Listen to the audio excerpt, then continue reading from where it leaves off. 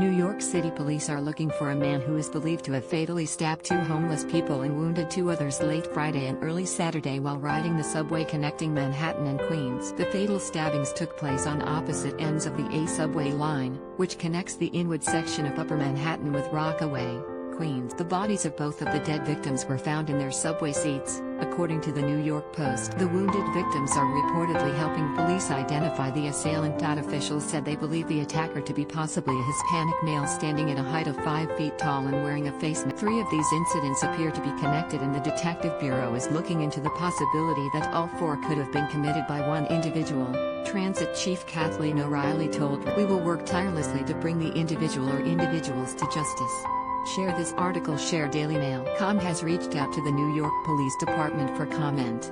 During a news conference on Saturday, police told reporters that the violent stabbing spree started at around 11:20 a.m. on Friday. That's when a 67-year-old man was stabbed by an assailant at the 181st Street A-Line subway station. The victim is expected to survive, according to police. The next attack took place before midnight, when authorities found a man stabbed to death in his seat on the A train at the Mott Avenue station in Far Rockaway, Queens. The victim died of stab wounds to his neck and torso. He was pronounced just 2 hours later. A 44-year-old was found unconscious after she was stabbed while riding the A train at the 207th Street station in Upper. The woman was rushed to a nearby hospital, where she was pronounced dead. Just a few minutes later, a 43-year-old man was randomly stabbed at the A subway station on West 181st Street in The man was rushed to hospital where he is listed in stable condition.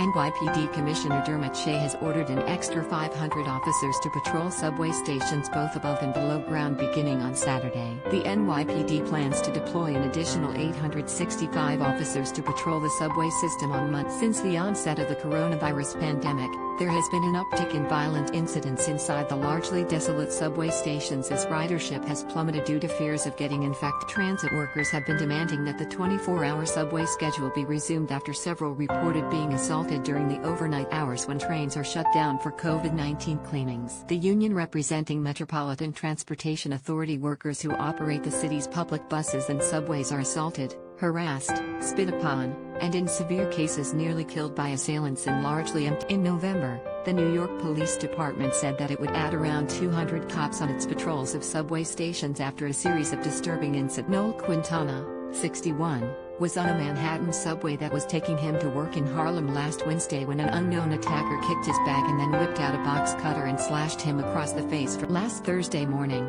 another woman was pushed in front of a train at Union Station in Lower Manhattan. The woman, in her 40s, miraculously survived by rolling between the tracks as the train passed over her. A suspect, Aditya Vemulapati, was held at the scene by transit workers and is charged with attempted murder, felony assault, and reckless endangerment. His last known address is in Michigan and he is believed to be homeless. According to the NYPD, there were 16 subway pushing incidents in all of 2019. So far this year, there have been just as many. On Christmas Eve, Narinda Kumar, 70, an MTA station agent, was pushed onto the subway tracks at the Nassau Avenue G subway stop in Brooklyn at around 3 a.m. Kumar was lucky to be alive, though he suffered a fractured spine and head injuries. Fortunately, he missed the electrified third rail. The alleged assailant, Jonathan Martinez, 27, was trying to get onto one of the trains, which are only available for first responders and transit workers during the overnight hour. Martinez was charged with assault,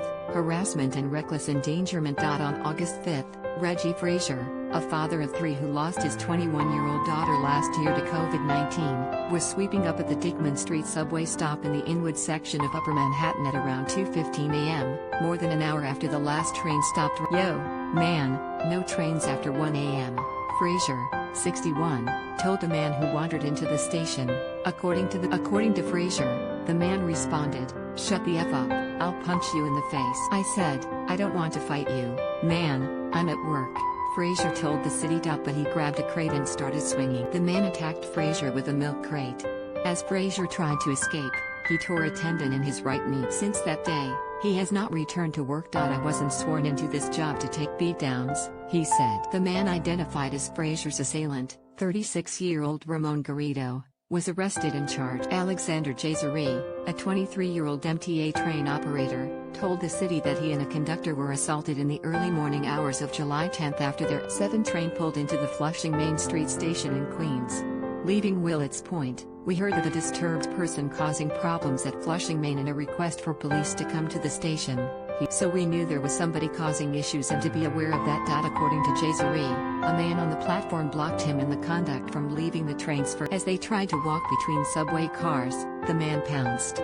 He then lunged once again at the two transit workers as they emerged onto the platform. The man fled and no one has been charged. Subway crimes are down more than 50% so far in 2021 from the same period last year, but ridership is down roughly 70% in the pandemic, suggesting the crime rate per passenger may have actually